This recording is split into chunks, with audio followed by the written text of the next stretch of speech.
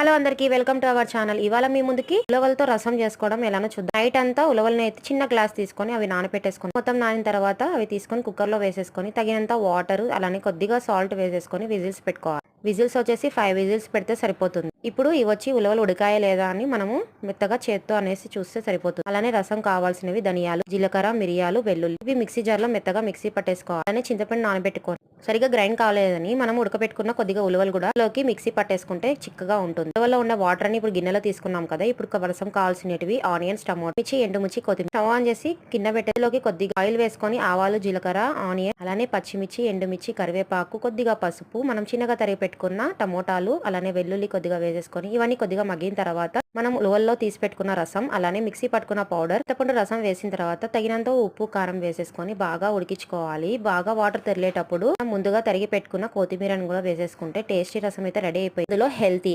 Subscribe.